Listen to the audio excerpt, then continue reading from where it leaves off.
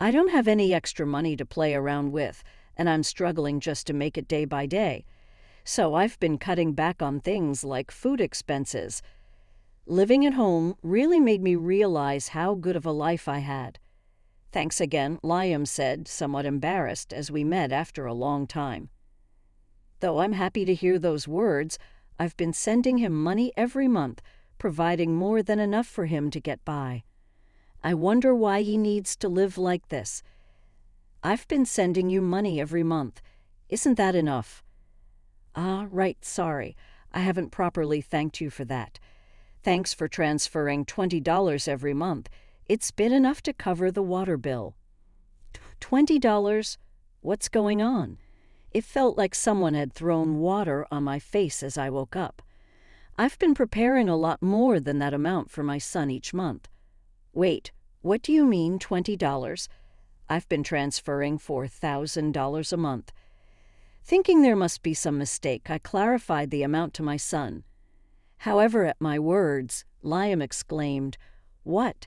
in surprise. $4,000? I haven't received such a large amount. Only $20 is being transferred into my account every month. There's no way. When I confronted Liam about why he hadn't discussed with me that only $20 was being transferred, it turns out we had a small fight when he started living on his own. He thought I was still mad about it. I wouldn't do that, but why would this happen? As I pondered, I remembered something crucial. Could it be that person? My name is Ellie. I've been running the real estate business I inherited from my father for 3 years now. Initially, I was managing a nail salon. When the nail salon began to take off, my father suddenly passed away in a car accident. The inheritance first went to my mother, who had been a housewife for many years and had no business management knowledge. Ultimately, I took over my father's company. Though I had some business acumen, managing a nail salon was vastly different from a real estate business. It was tough at first, but with the help of the staff who had already been working there, we finally started to get on track and achieve a stable business operation. I live with my husband Aiden and our son Liam, who just started college this year. Aiden and I got to know each other in high school, which led to us dating. After dating for about a decade, we got married when I was 26, and I found out I was pregnant that year. My in-laws were truly delighted. They were very close. "Are you okay with the morning sickness? Here, eat this if you like." My mother-in-law, always concerned about my health, would bring me food. "Here, I'll carry this. Take it easy." Ellie, my father-in-law, would offer to carry heavy items and drive me to the doctor or shopping. Since my in-laws lived close to us, they always looked after me and treated me kindly. Honestly, without such kind in-laws, I would have been a single mother a long time ago. "Hey, Aiden, I'm feeling pretty bad with the morning sickness today. Can you make mashed potatoes? The smell of boiling potatoes is too much for me just now." That's such a hassle. Then we don't need it today, just make the main dishes," my husband dismissively responded. "Do you realize I'm pregnant?" Instead of saying that, "Could you help out a little?" Hearing my words, my husband Aiden let out an exaggerated sigh. Stop with the harassment as if being pregnant is the hardest thing ever. What do you call this, huh? Pregnancy harassment. It's not just you who's having a tough time. "I'm exhausted from work," he said with an annoyed look and flopped down on the couch. "What's that about? That's awful. You don't have to say it like that." "What are you talking about? You can cook for yourself, right? I said it's fine if you don't, so no complaints. See you." This was because my husband was utterly useless during my pregnancy and after the birth, not offering any help or showing any understanding towards a pregnant woman. And above all, what troubled me was Aiden's gambling habit. He was the type to frequent casinos since we were dating, claiming it was just a way to kill time with only $100. But I didn't worry too much about it. However, after we got married and I started managing our finances, I realized how much money he was actually spending on gambling. It was terrible.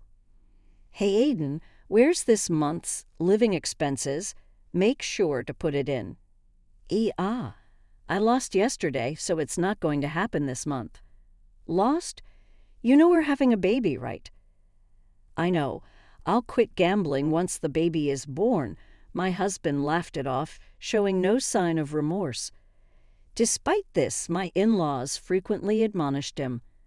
"Aiden, don't just sit around. Help Ellie out." But it was like talking to a wall. He never listened. I thought about divorcing him countless times. However, there were several reasons why I continued with the marriage. The first was the presence of my in-laws, who were looking forward to the birth of their grandchild. "Ellie, we're really sorry. It's our fault for raising him to be like this. We want to see our grandchild, but please prioritize yourself and the baby. It's sad, but if you want a divorce, we won't stop you. Aiden has been the worst as both a father and a husband." Oh, please, you guys. Seeing how much they cared for me and shed tears, my in-laws, seeing them like that, I couldn't easily choose to divorce. And there was another reason. It related to my job. Though my business was starting to stabilize, I worried if I could support Liam alone if my company faced difficulties after a divorce. I was also bound by the old-fashioned belief that children should have both parents. In the end, I chose to ignore my useless husband's presence and went ahead with giving birth. Seeing my adorable child made me resolve to make him happy no matter what. But it seemed I wasn't the only one who thought so. I'm really sorry for everything up to now. I didn't feel like a father until our child was born, but holding our son now, I finally feel like I've become a father, said my husband, holding our son and shedding tears. It seemed he was finally ready to repent and apologize for everything up to now. From his expression, I felt there was no lie in his words. "Can I trust you? Will you help out properly with child care and household chores from now on? And most importantly—" The gambling, right, I understand.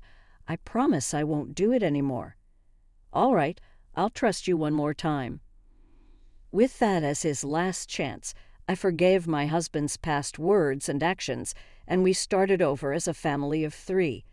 After bringing our child home from the hospital, my husband truly lived up to his word, actively participating in child care and housework and quitting gambling. To prevent him from misusing money, I took over managing our finances. Furthermore, my husband personally requested an allowance system, and so he was put on it. He never once asked for an increase in his allowance after that. Seeing my husband like this, I somehow regained my trust in him, and from then on, our days were continuously filled with happiness. Attending my son's play sports day and seeing him strive and be happy was the greatest joy for me. Children grow up so fast, and the son born at that time became a college student this year. He got into a prestigious university, and I'm proud of how well he's grown, though I also feel a bit lonely. We were a close-knit family that used to dine out together until he was in high school, but things were not the same during the last year of high school. Perhaps stressed by his S8 and other activities to get into a good college, he seemed to dislike spending time with us and was often irritable. Especially between my son and me, we didn't get along well. It seemed he wasn't rebelling against my husband as much, so I thought it might be a late rebellious phase and tried not to worry too much. After he was successfully accepted into his first choice of college, I hoped we could return to our old relationship, but that wasn't the case. My son and I would end up fighting over trivial matters. It started when he began coming home late immediately after starting college. Since his college was within commuting distance from our home, he didn't live on his own and commuted from home, but he started going out almost every day. I couldn't help but nag him, saying, "Liam, aren't you coming home too late every day?" In hindsight, it was probably just because of newcomer welcoming parties and hanging out with new friends that he came home late. However, I didn't fully understand that at the time.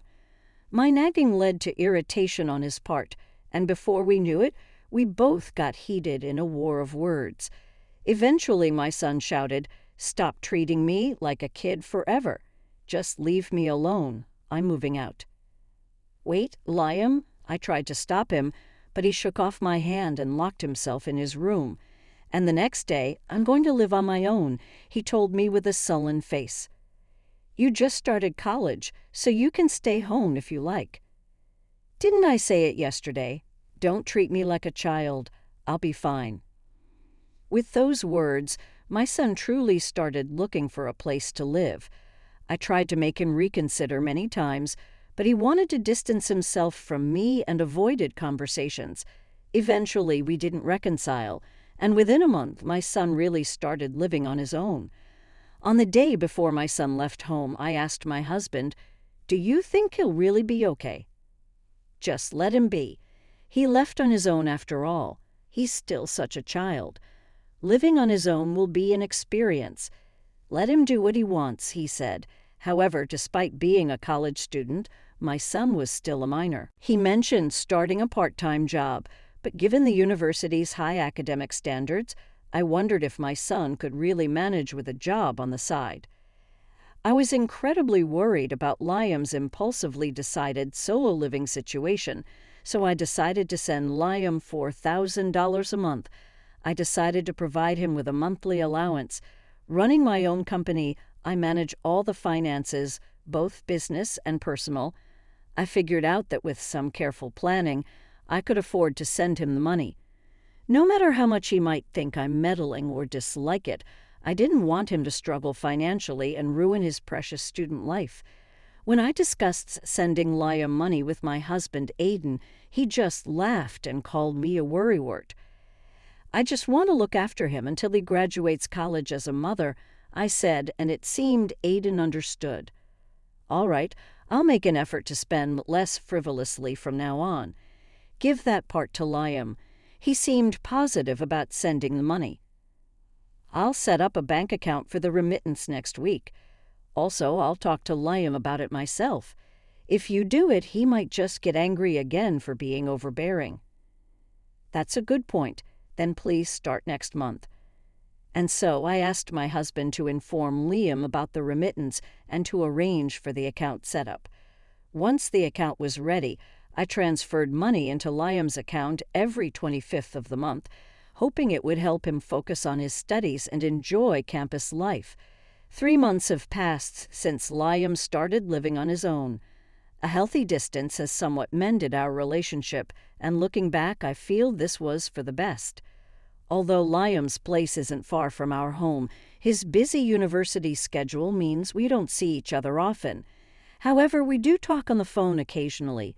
I know I'm a bit too attached, but just hearing his voice reassures me.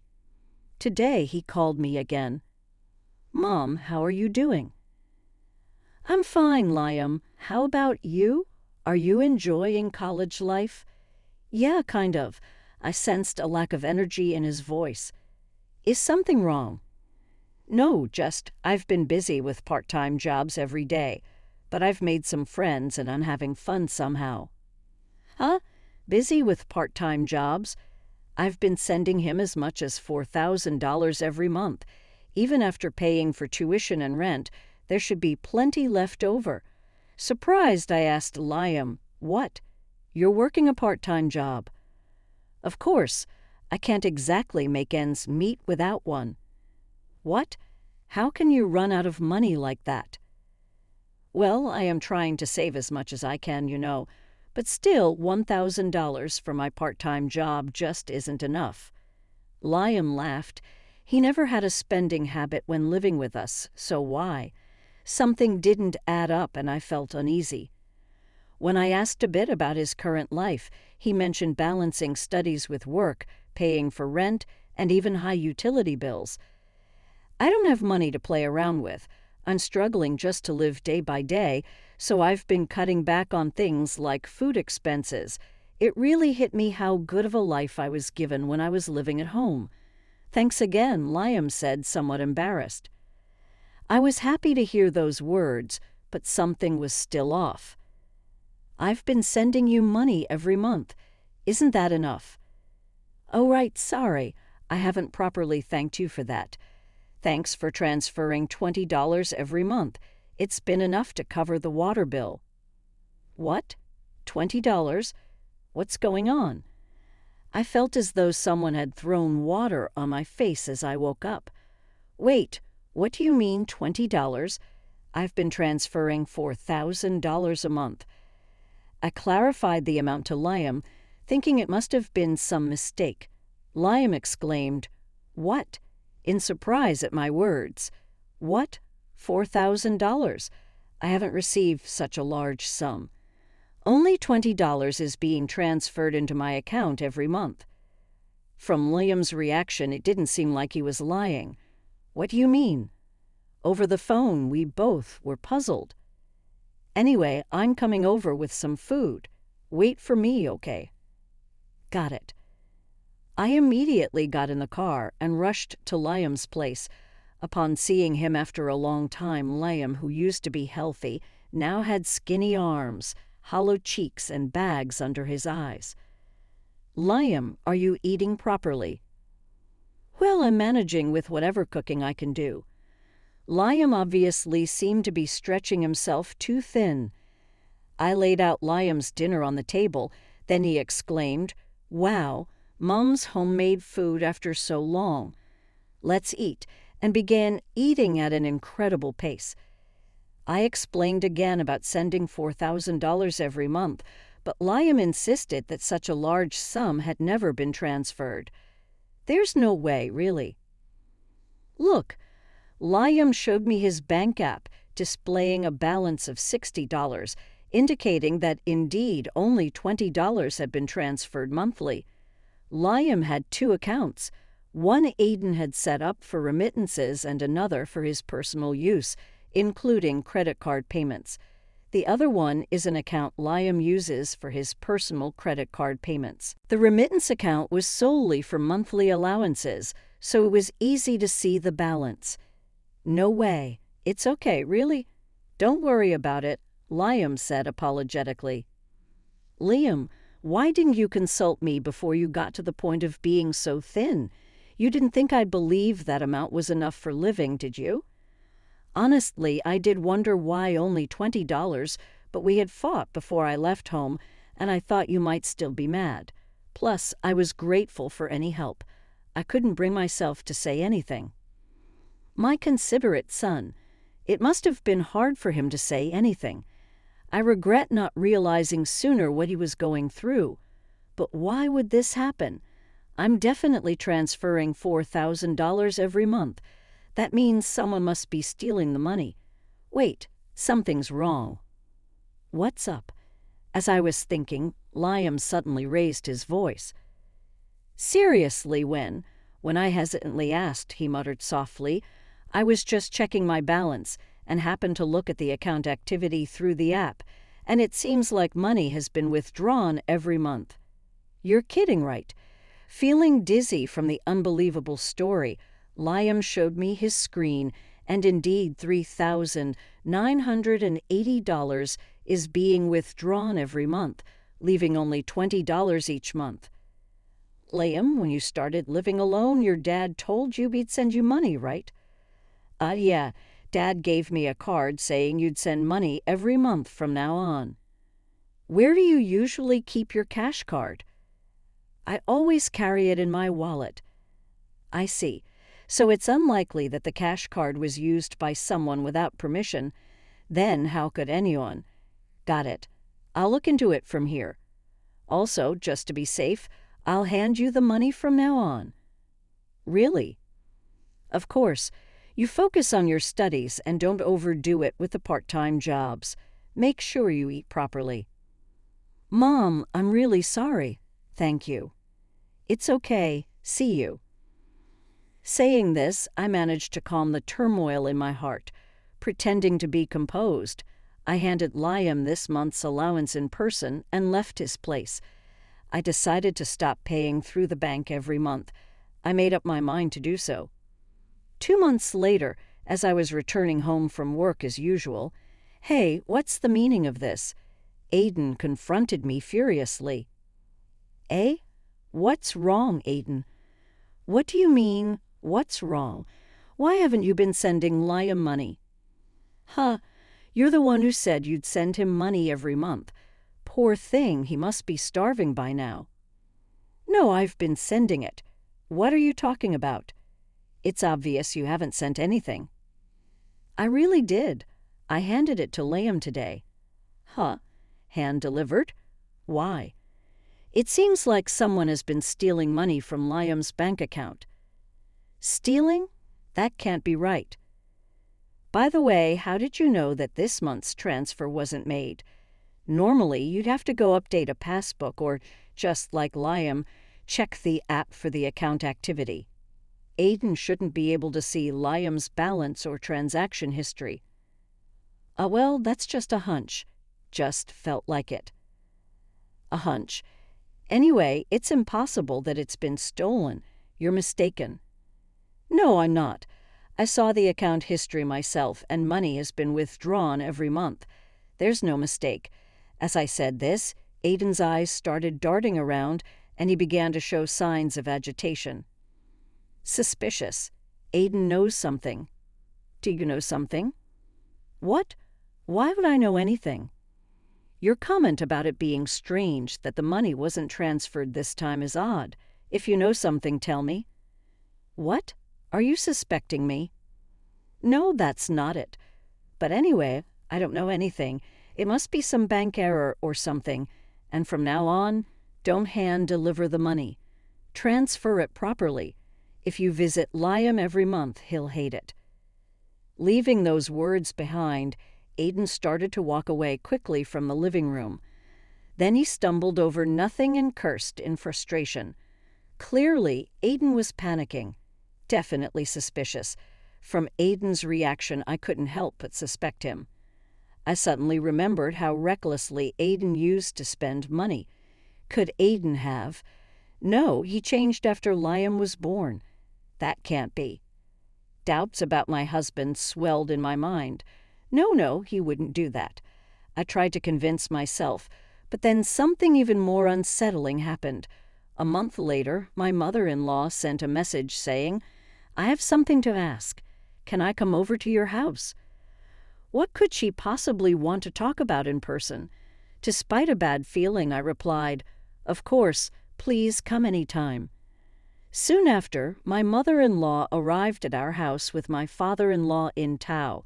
Behind my mother-in-law stood my father-in-law. This made me think it must be something serious. "Sorry for the sudden visit. There's something I need to ask." Hesitantly, my mother-in-law began to speak. "What's going on?" "Actually, Aiden has been contacting us a lot lately asking to borrow money. Do you know anything about this?" "What?" "Aiden is asking for money." "Yes, it started about 2 months ago. He's been saying he's out of money and even came to our house asking for a loan. Of course, we've refused. That was around the time I changed to hand-delivering Liam's allowance. Could it be?" "Do you know something?" "Yes. Reluctantly, I realized Aiden must have been stealing Liam's money. I was certain because Aiden was the one who set up the remittance account. That's because Aiden was the one who set up the remittance account. According to Liam, he always carried the cash card with him. If that's the case, then withdrawing money through the app seems likely. However, to use the app, one needs to know the login ID and password. Normally, Liam wouldn't share such important information with anyone, but it wouldn't be strange if Aiden, who set up the account, knew the login ID and password. I immediately called Liam. "Hey, Liam, did you change the password or anything after your dad set up the account for you?" "No, I didn't. I've been using the login ID and password Dad gave me just like that." "Exactly. And if Aiden was also asking his parents for money, it's clear he was in some financial trouble.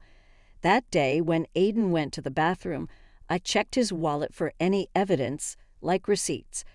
I thought there might be receipts or something that could serve as evidence. Searching through, I discovered a payday loan card inside. Aiden had debts. Facing this shocking truth, my mind went blank. Trying to steady my trembling hands, I next checked the smartphone. There, I discovered apps related to payday loans, clearly revealing that Aiden had been borrowing money. After a while, Aiden came out of the bath, so I decided to confront him immediately. "You've been borrowing money, haven't you?" When I bluntly asked, Aiden's eyes widened in shock. "How did you find out?" "I found a payday loan card in your wallet, plus there were multiple records in your phone. Explain this to me." Well, Aiden began to fidget and hesitated to explain. Losing my patience with him, I yelled, "Don't stay silent. Answer me now." Shocked by my shouting, Aiden jittered and started explaining. "I had no choice. I lost money on gambling." "Gambling? I thought you quit." I knew he liked to gamble on slot machines but playing cards now. And wasn't he supposed to have quit gambling after our child was born? It started off as just a bit of fun. A friend invited me, and then that day I just happened to win $2,000. I got carried away after that. What? When I lost, I thought I could win it back if I gambled more, so I kept betting. It became a cycle. Then before I knew it, I had accumulated debt. When you said you'd start sending money, I thought, "So you've been taking money from Liam's account?" "Yeah, I have. I feel terrible about it." "I can't believe it. Liam was struggling so much and you took his money." "I was struggling too. I had debts and couldn't consult anyone. Understand me?" Tears filled his eyes as he spoke, but my anger was boiling. How could I? Liam was suffering more than you. Don't you know how thin he became?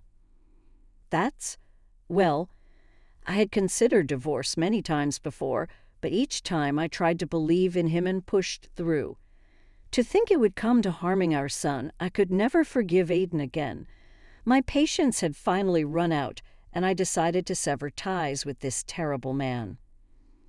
"Let's get a divorce." "Divorce? Of course. Sneaking around, taking money like a thief, you haven't changed at all. I can't do this anymore." "Sorry, my bad. Don't say that. I'll change. I promise. Please forgive me." "It's too late. I'm leaving this house tomorrow." As Aiden pleaded desperately, I swiftly packed my things. I wanted to get the divorce over with as quickly as possible. "I'll have someone pick up the boxes later. You can send them. I'll let you know the address. Hey, are you really leaving?" "Yes. And the money you've been taking, you're going to pay it back." "You're kidding. I don't have that kind of money. I already told you I have debts. I can't even pay back." "Sorry, truly. Please forgive me." Aiden was groveling on the floor, begging for forgiveness, but no matter how much he apologized or groveled, I wouldn't forgive him. "If you don't intend to return the money, I might as well hire a lawyer. It's clear you'd lose in court." "No way." "What will it be? You'll pay it back, right?" Realizing I was serious, Aiden finally gave in. "Okay, I understand." I explained everything to Liam and told him about the divorce. I can't believe Dad was the culprit. Liam was astonished. "If Mom has decided to divorce, I'll respect your decision. Thanks for standing up for me." Thus, our divorce was finalized smoothly. I was paid the entire amount of approximately $122,000 that Aiden had taken. I don't know how he managed to come up with such a large sum, but he probably borrowed it from payday lenders again. Years have passed since then.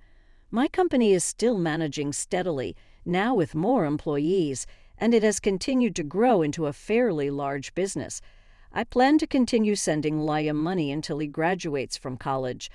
Honestly, without Aiden's wasteful spending, I've been able to make the payments without any problem. Taking this as an opportunity, Liam quit his part-time job and has returned to a healthy weight, now focusing on his studies and enjoying campus life. As for Aiden, it seems he's been completely disowned by my in-laws, cut off from any contact. I heard through the grapevine that he's now visiting a psychiatrist. He was probably suffering from gambling addiction, and he is still living a life buried in debt. On my end, my relationship with my in-laws remains excellent. I have a friendship-like relationship with my mother-in-law, often going out for lunch and having a good time talking about trivial matters, while my father-in-law has found common hobbies with Liam, like fishing, serving as a substitute father. Marrying Aiden might have been a mistake, but meeting my kind in-laws and wonderful son is an irreplaceable treasure of mine.